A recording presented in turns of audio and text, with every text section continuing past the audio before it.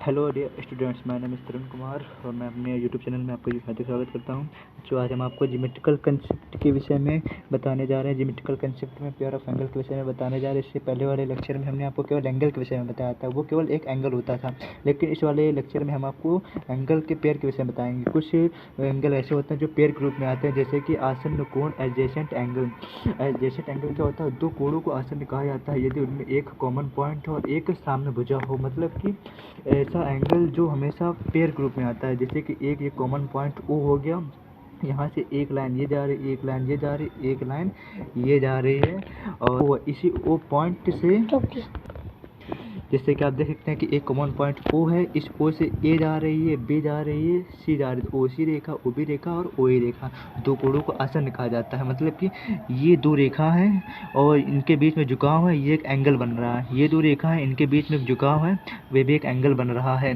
और ये रेखा जो देख रहे हैं आप, ये कॉमन लाइन उभयनिष्ठ भुजा, ये इसका रिलेशन इसके साथ भी, इसका रिलेशन इसके साथ भी, मतलब कि इसके साथ भी झुकी हुई, इसके साथ भी झुकी हुई, और दोनों के साथ एक एक एंगल बना रही है। तो ये एंगल एक पेयर ग्रुप में आ रहा है। तो आप समझ सकते हैं कि ये एंगल एक पेयर ग्रुप में आ रहा है। बच्चों एक बात हमेशा याद रखना है कि जो एंगल जहाँ बन रहा होता है, जिसके बीच में, उस एंगल को संकेत के रूप में लिखते समय हमेशा बीच में लिखा जाता है। जैसे कि ओ एंगल यहाँ पे बन रहा है, तो उसको लिखने के लिए हम हमेशा बीच में लिखेंगे, ए ओ बी लिखेंगे। और यहाँ पे एक एंगल ओ है, ये भी बीच में इसको लिखा जाएगा, बी ओ सी। कभी ओ को इधर नहीं लिख देंगे, ओ बी सी नहीं लिखेंगे। जो एंगल बन रहा हो तो उसको हमेशा संकेत रूप में लिखते समय बीच में लिखा जाता है। और आप देख सकते हैं कि ये एंगल पेयर ग्रुप में है और इसे हम आसन्न कोण कहा जाता है। इसके विषय में हम और बताते हैं।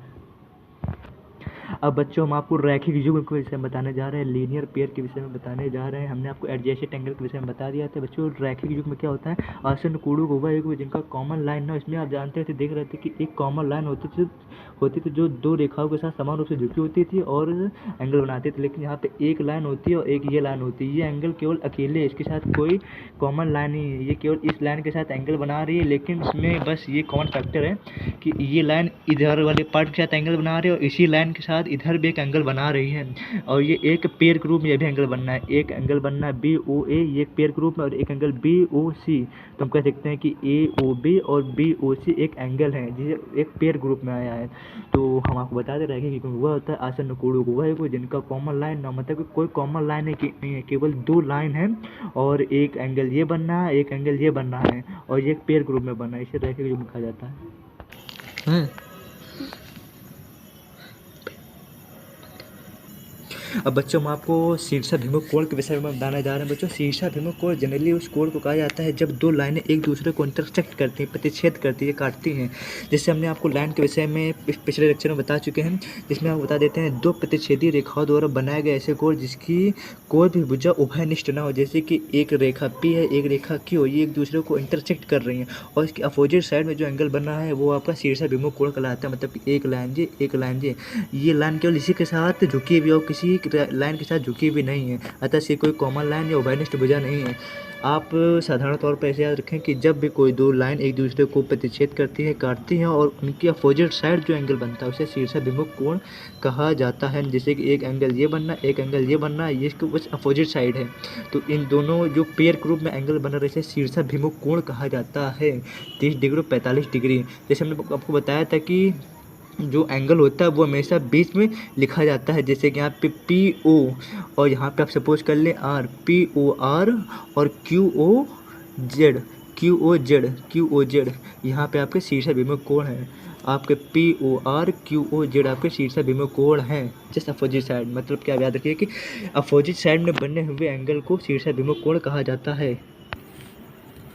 अब बच्चों हम आपको पूरक कोण के विषय में बताने जा रहे हैं, कॉम्प्लीमेंट्री एंगल के विषय में बताने जा रहे हैं। बच्चों कॉम्प्लीमेंट्री एंगल बहुत सरल चीज़ होती है। इस पर आप इतना इसमें याद रखिए कि यदि दो कोणों के मापों का योग 90 डिग्री हो, मतलब किन्हीं भी दो एंगल का सम जोड़ 90 डिग्री होता है तो पूरक कोण कहलाता है। जैसे कि आप यहाँ पे एक एंगल देख रहे हैं ए ओ बी, और इसको हमने एक कॉमन लाइन के साथ डिवाइड कर दिया है। ए ओ डी एंगल जो कि 40 डिग्री बना रहा है, डी ओ बी जो कि 50 डिग्री कोण बना रहा है। अगर इन दोनों को हम जोड़ देंगे 50 और 40 को 90 डिग्री बन जाएगा। अतः हम कह सकते हैं कि ये एक इनका योग 90 डिग्री आ रहा है, तो ये एक पूरक कोण होगा। यहाँ पर हम देखते हैं कि ए ओ डी 40 डिग्री है और ए ओ डी 40 डिग्री है और डी ओ बी आपको 50 डिग्री है। तो हम साधारण तौर पे कह सकते हैं कि ए ओ बी इक्वल AOD हो जाएगा, क्योंकि ये पूरा इसमें ये भी पार्ट आ रहा है और ये भी पार्ट आ रहा है।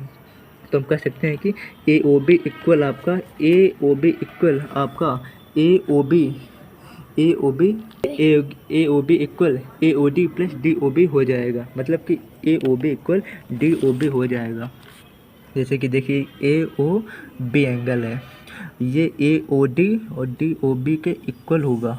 यहाँ पे इसी रूप में हमने लिख दिया है AOD और DOB इक्वल ये आपका 40 डिग्री दे रखा है, ये आपका 50 डिग्री दे रखा है, उनको जोड़ा तो 90 डिग्री हो गया। यही आपका पूरा कोण कहलाता है। बच्चों, अब हम आपको संपूरक कोण के विषय में बताएंगे। संपूरक कोण क्या होता है? यदि दो कोणों का योग दो समकोण या 180 डिग्री होता है तो इसे हम संपूरक कोण कहते हैं। जैसे कि एक लाइन जी है और एक लाइन जी है, इनके बीच का एंगल 70 डिग्री इधर बनना है, 110 डिग्री इधर बनना है, लेकिन जब हम इनको ऐड करते हैं तो इनका योग 180 डिग्री आता है, तब इसे हम संपूरक कोण कहते हैं। जैसे कि आप देख रहे हैं यहाँ पर BOA आपका 70 डिग्री है और BOC आपका यहाँ पे 110 डिग्री, लेकिन जब BOA और BOC को हम जोड़ते हैं तो ये आपका 180 डिग्री बन जाता है। सेम इसी प्रकार से यहाँ पे AOC equal BOA plus BOC हो जाएगा, उनको जोड़ देंगे तो 180 डिग्री हो जाता है, जिसे हम संपूरक कोण कहते हैं, सप्लीमेंट्री एंगल कहते हैं।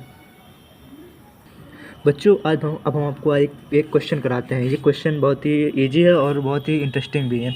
इस क्वेश्चन में कहा गया है कि एक कार और एक स्कूटर पॉइंट A से चलते हैं और कार पश्चिम दिशा में और स्कूटर उत्तर दिशा में चलता है, इनके बीच का कोण बताइए। बच्चों, हम आपको एक जनरल चीज़ बता देते हैं कि जब आप आगे कभी क्लासरूम में पढ़ेंगे तो आपको एक चीज़ बताई जाती है कि जो हमारी डायरेक्शन होती है वो इस प्रकार से होती है। ईस्ट इधर होता है, वेस्ट इधर होता है, नॉर्थ इधर होता है, साउथ इधर होता है, मतलब पूर्व पश्चिम उत्तर और दक्षिण इधर माना जाता है।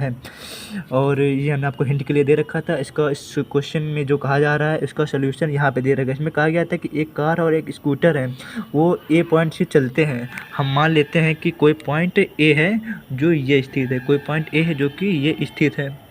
यहाँ पे आपका कार भी है और स्कूटर भी है, और इसमें कहा गया है कि कार पश्चिम दिशा में चलता है, कार पश्चिम दिशा में चलता है। तो हम जानते हैं कि पश्चिम दिशा ये होती है, तो कार इधर चल रही है पश्चिम दिशा में और स्कूटर आपका नॉर्थ में चल रहा है, उत्तर दिशा में। इसमें कहा गया है तो नॉर्थ में चल रहा है, और इसमें कहते हैं इनके बीच का कोण क्या होगा। हम देखते हैं जब ये इस कंडीशन को फॉलो करते हैं तो उनके बीच का एंगल 90 डिग्री बनता है, जिसके विषय में हम आपको बता चुके हैं। अतः जब कोई कार पश्चिम दिशा में और कोई स्कूटर उत्तर दिशा में चलता है तो उनके बीच का कोण 90 डिग्री होता है।